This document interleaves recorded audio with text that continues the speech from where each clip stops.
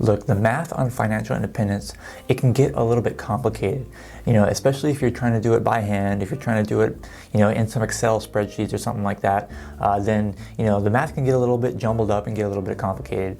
But luckily for us, it doesn't need to be that complicated. And that's because there are some really great FIRE calculators out there that we can utilize and save us a bunch of time and run some really great scenarios to try to plan out our financial independence journey. And one of those particular calculators that are really great and what I recommend is known as the FIRECalc. And that's why in this video today, I'm going to give you a complete walkthrough on how to use FIRECalc, every single tab within FIRECalc, and how you can use it to set up your financial independence journey. The first and most important thing that you need to know about this particular calculator is what's known as the fundamental assumption. So the fundamental assumption, let me put it on the screen for you really quick. For FIRECalc, the fundamental assumption, as you can see right here, is if your retirement hypothetically could withstand the worst inflation, the Great Depression, and everything else that the United States has experienced since 1871, then it's likely that it will last well into the future if you can survive those really bad financial times that happened in the past. And that's kind of what FIRECalc does for us. It seeks to understand how possibly our portfolios, how our investment strategies could work throughout history, or if you need to make some changes in order to make it work.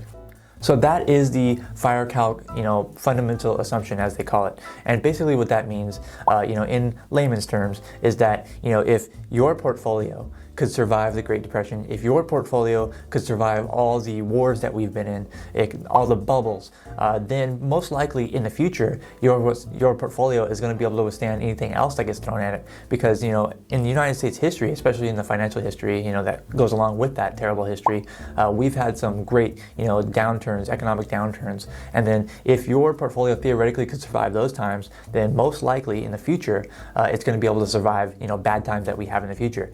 And don't worry.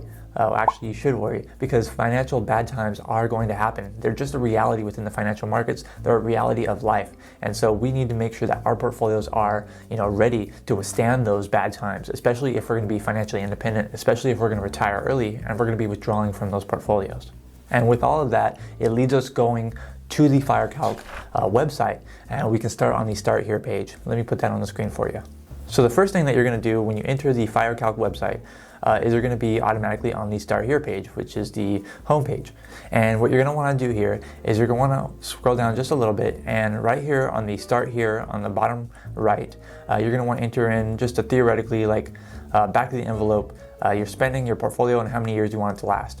So for example, if you're my age, which right now I'm 26, you might, if you wanted to retire, let's say at 30, you might want to note how long you expect to live, realistically. So let's say I expect to live until I'm 90 years old and I retire at 30.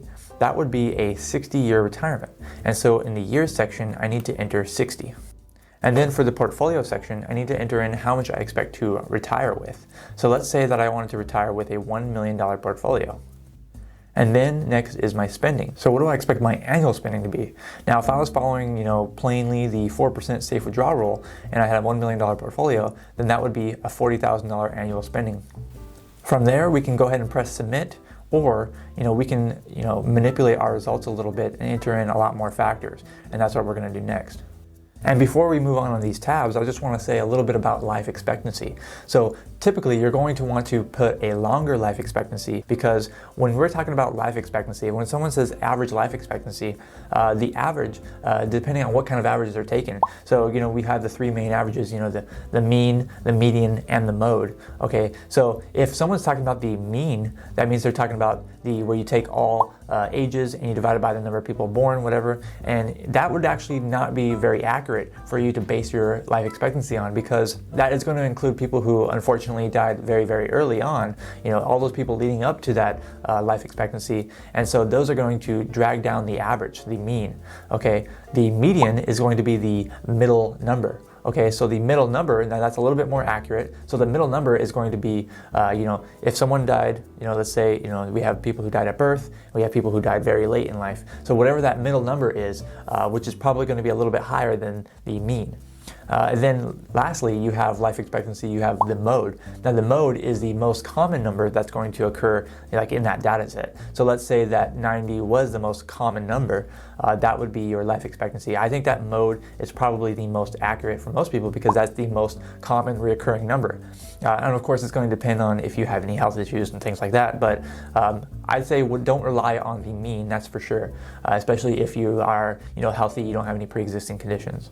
And that's why when I use my assumption of 90 years old in this FIRECalc, I use 90 because even though if I look back at like a chart and it looks at my life expectancy at birth, my life expectancy at birth, as a male born in 1994 is definitely not 90 at birth, but most likely I will live beyond that life expectancy that's on that chart because it's probably using the mean, which is the most common form of the average. But now that we've got that situated, we can go ahead and move on to the next tab on FIRECalc. So let me put that on the screen for you.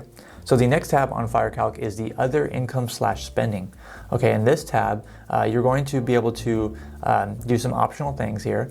So for example, you can account for Social Security. So if you expect to receive Social Security when you're financially independent, you can enter in the annual amounts for you and your spouse if you want to, and you can put the starting year that you expected to start.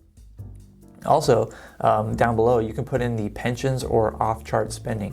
So a pension, just kind of like what Social Security would be, you can enter it in when it starts and if it's inflation adjusted. So you can put all of that here into FIRECalc. Another thing that you can do with this tab is the off-chart spending. So for example, an off-chart spending reduction could be that you paid off your mortgage. And so if you know the year that you expect to pay off your mortgage, you can enter that in and then it will reduce your spending off-chart basically. Next on the FIRECalc, we're going to have what's known as the Not Retired tab. Okay, the Not Retired tab is very simple. Let me put that on the screen really quick for you. And you can see on the Not Retired tab, this basically says that you're not going to retire in this year, so it usually lists the current year in there. You're going to retire at a later date, and then you can put how much you expect to add to your portfolio until then. Now this is completely optional. You can assume that you're going to retire today, and you can assume that you have a certain amount of portfolio, and if it would last from now on until 60 years in the future. So that tab was, pretty easy and pretty quick. Now the next tab is going to be very, very important because the next tab is known as the spending models. Now this is probably one of the most important tabs on FIRECalc. So let me first start with the inflation. Let me put that on the screen.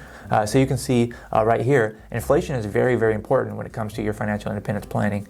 Okay, so you want to account for inflation because inflation makes everything more expensive, right?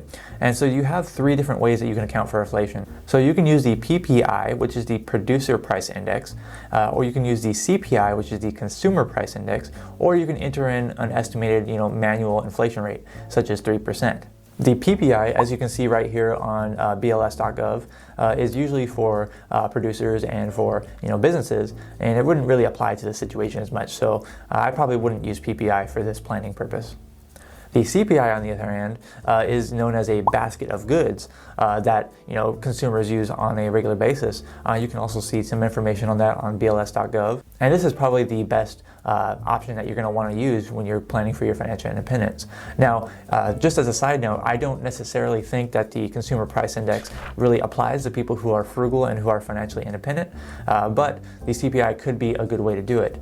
Another one that you could just do if you want to just leave it manually, you could put the manual percentage in. But like you can see right here on inflationdata.com that the average since 1913 in the United States, the average inflation rate has been 3.10%. But usually I will stick to the CPI, even though I don't necessarily think that the CPI 100% applies to people who are frugal. And next on this particular page, we have how will your spending vary?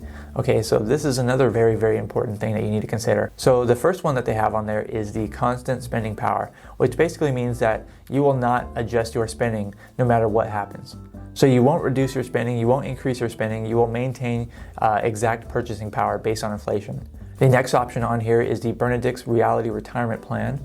Now this one is, I think, a little bit better of an option for you because the constant spending power is more like a worst case scenario if you were not flexible at all.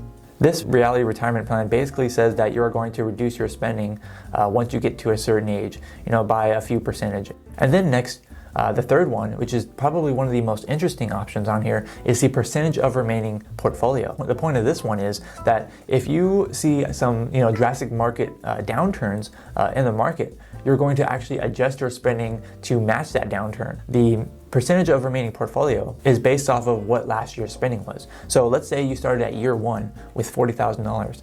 That would be 100% of your spending. Now let's say the general market in your portfolio goes down because of a recession or something like that. You're going to adjust your spending downwards. Now the percentage that you're going to enter into the percentage of remaining portfolio figure here is you're going to enter in, let's say, like 95%. So that means that in the next year, when that market downturn comes, you're going to reduce your spending basically by 5%. You're going to withdraw 95% of what you did last year in order to account for some of that, that market risk, that market downturn. And the 95% rule in particular is from a book called Work Less, Live More, as you can see in the smaller text below. That is something that you can take advantage of if you want to maintain your portfolio for longer. You can actually reduce your spending and adjust to the market. But 5% isn't that big of a deal. It's not that much that you're going to have to reduce your spending. But always you should have a little bit of extra cushion in your spending already. Some miscellaneous things that you are going to spending on that you can afford to stop spending on if you do experience those market downturns. And that's why typically I like to use the percentage of remaining portfolio, and I really do like the 95% rule of thumb when it comes to reducing your spending. And of course you can, if you have a big cushion within your budget, you can put the 90% in. You can put even less. If you have let's say $500 a month that you just spend on extra stuff, and that $500 represents, let's say, 20% of your spending overall. If you can afford to just reduce that $500 spending if the market downturn occurs, then you can put 80% in there, and then if when a bad market time comes and you come to withdraw your portfolio, you can withdraw 20% less because you're not spending that extra money. And then you can maintain your portfolio for longer because you're not selling off your assets when the market is temporarily down. Next on the FIRECalc, we have what's known as the Your Portfolio tab. Now this is another very, very important tab that you really need to pay attention to, just as almost as important as your spending models. But before we move on to that, I just want to say really quick, if you're liking this video, please like it, give it a thumbs up. It really does help me out. I really do appreciate it. And if you are feeling extra generous, you can go ahead and press that join button down there to support my channel. I would really appreciate that. New videos are coming out every single week, and they are now going to be coming out on Sundays, going out at 1 p.m. Eastern Standard Time. So every single Sunday at 1 p.m. Eastern Standard Time, you will see a new video. But now let's move on to the Your Portfolio tab on FIRECalc. Let's get that up on the screen. You can see right down here, you can input, first off, what is your expense ratio? How much are you going to be paying in investing fees? Now, the amount that they automatically put in there is 0.18%, but here's some great news for you. If you are investing in broad-based index funds, in like Vanguard or Fidelity, or even some of the newer companies that are sprouting up, you can be buying, ETFs and mutual funds with expense ratios that are even lower than that. And so even if you are investing in like the S&P 500, a total stock market fund, a total bond fund, a total international fund, your average of all those expenses will be probably most likely much lower than 0.18%. I think that you can easily get it for 0.05%. And so that is usually what I like to put in that expense ratio. Now next, we have the FIRECalc calculations that is going to be based on your portfolio. Now right here, the first option you have is the total market. Next you have a mixed portfolio. Then you can put a portfolio with a constant growth, and then you can put a portfolio with a random performance. Now I think the best option to put in here is probably going to be the total market. And the last two options are probably the worst options that I would not put in there as all. But then the mixed portfolio is also a pretty good option if you like to have a lot of different investments. But if you're maintaining a very simple portfolio, the total market is probably one of the best things that you can do. Now you can put on there the data that goes all the way back to 1871. Then for fixed income, you want to choose either commercial paper, long interest rate, 30-year treasury, or 5-year treasury. Usually I like to keep it at the long-term interest rate. And then you want to put the percentage of your portfolio that is going to be in equities. So this is how much you're going to be, let's say, investing in a total stock market index fund. Now for this one, the longer of a term that you have, until the longer horizon you have for retirement, the more that you're probably going to want to keep in equities. So for example, they give an example on there that if you're expecting 60 years, which is what I put, you would want about 85% in equities in your portfolio. And so that is what I will go ahead and put in here. And whatever you put in that percentage, that means that the other percentage is going to be based on the fixed income. So if I put 85% in the equities portion, that means the fixed income is going to be 15%. And if I would have put 80%, then the fixed income would have been 20%, and so on. So that is very important, because the longer of a time horizon, you're going to want to have more equities. Whereas the shorter time horizon, shorter retirement, you're going to want to maintain your portfolio. You're not going to want as much, drastic deviation, most likely. And so you would have less equities and more fixed income. And now we can go ahead and move on to the portfolio changes. Portfolio changes are pretty important if you're planning on taking a lump sum from your investment or adding a lump sum. So an example of this could be, let's say you're expecting to get an inheritance. So maybe you're expecting to soon get an inheritance of, let's say, $100,000. So if you're expecting the inheritance in 10 years, you can go ahead and put the year that you expect it and how much you expect it. Now here's another example. Let's say you're expecting to pay off your mortgage in 10 years, that you just want to send one big payment and pay it off. That could also be a subtract a lump sum from your portfolio. So let's say in 10 years you expect to have $50,000 left on your mortgage. You can subtract $50,000 in 10 years from now. So those are some pretty good examples of what you can do to kind of adjust for your portfolio. Maybe you're going to buy a car in the future. Maybe you're going to buy a different house and you're going to withdraw from your portfolio to do so. Or maybe you're going to expect, maybe some lump sums. Maybe you expect to win the lottery or something. No, I'm just kidding. Don't expect to win that. But that is basically what the portfolio changes tab is for. Last but certainly not least, the tab that we have next and last is the Investigate tab. So this is where you can run some different kinds of scenarios rather than the basic scenario. So first we're going to run the basic scenario, then we're going to look at some of these investigates. So display the results of the retirement plan, that is the default that's going to be on there. Now you can also investigate changing your allocation, putting more or less stocks, and how that could affect your results. You can also change what your fees can be. Like, let's say you're paying higher fees and you can roll over into index funds and pay lower fees. How is that going to impact your success? Then you can investigate delaying retirement. So let's say that instead of retiring 5 years from now, or even today, you delay your retirement for another 5 years. How is that going to affect your results? And then the next one, which is probably one of my favorite investigates, is you can put a given success rate, determine a spending level of your portfolio or a portfolio for that set spending level. So let's say the example in there is you want to get a success rate of 95%. Or maybe even 99%. Like, you want to almost guarantee that you'll never run out of money in your retirement. So you can enter the success rate that you're looking for. And then what it will do is it will either determine what spending level you need to do at your current portfolio, or it will determine how much of a portfolio you're going to need in order to get that 99% or whatever percent you entered in there based on your spending. So let's say that I have $1 million portfolio and I want a 99% success rate. Well, if I'm spending the 4% rule at $40,000, that's probably very likely not going to give me a 99% success rate. So what I can do is I can click how much of my portfolio do I need in order to actually get that 99% success rate. So most likely I'm going to need more than $1 million. Or I can put what spending level, what do I have to reduce my spending level to in order to get that 99% success rate. And so from $40,000, it's going to reduce it down and tell you, how much spending is going to get you that 99% success rate. Lastly, we have leave some money in the portfolio for my estate. So you can investigate how much you're going to leave in your portfolio, whether it be for charity or for your children or something like that. But for now, I'm not going to click any of those. I'm just going to press submit, and that's going to give us our basic results. And so you can see right here on the screen, if we have a 60-year period, we had a $1 million portfolio, and then we spent $40,000 per year. They found that you can end up with anywhere from negative $5 million to $32 million. So that's a pretty big, range, right? But for success, basically meant that you didn't run out of money. So your ending portfolio value was more than $0. So success, you had 87.8% of the time. And remember, we didn't really adjust anything in there. We didn't add any Social Security or anything like that. So purely based on $1 million, withdrawing $40,000 over 60 years, we had an 87.8% success rate. You can increase that success rate, let's say by adding in, Social Security or adding in a pension, or you can increase that success rate by doing the percentage of your portfolio where you don't maintain your constant spending, where you reduce it when the market goes into a downturn.